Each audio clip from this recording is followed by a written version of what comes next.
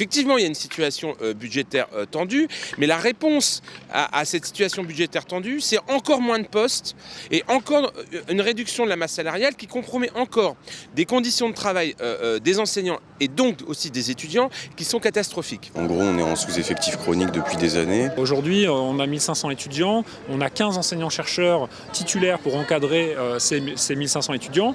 Ça veut dire qu'en fait, tout le reste des enseignants sont des gens qui sont sur des statuts précaires. Et il y a 54 personnes qui étaient vacataires au second semestre, c'est-à-dire des gens qui sont payés à l'heure.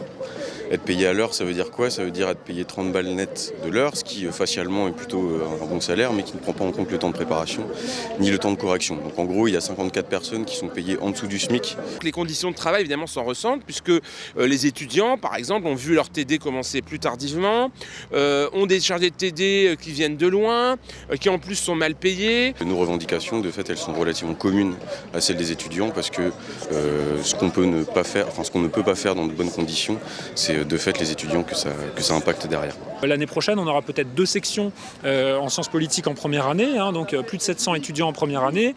Comment on va les encadrer? Sachant que nous, on n'arrive déjà pas à recruter des enseignants pour pouvoir enseigner cette année avec moins d'étudiants que ce qu'on aura l'année prochaine. C'est une galère pas possible. On a des enseignants qui se transforment en agences d'intérim pour recruter des vacataires. On dit qu'il n'y a pas de moyens pour l'université parce qu'il y a un contexte de pénurie budgétaire, mais les moyens sont concentrés sur les écoles, les grandes écoles, sur les classes préparatoires, où d'ailleurs les étudiants sont de conditions sociales plus favorisées et d'un certain point de vue auraient moins besoin de moyens. Il faut aller chercher les moyens là où ils sont. Il y a des inégalités terribles entre les grandes écoles et l'enseignement universitaire public.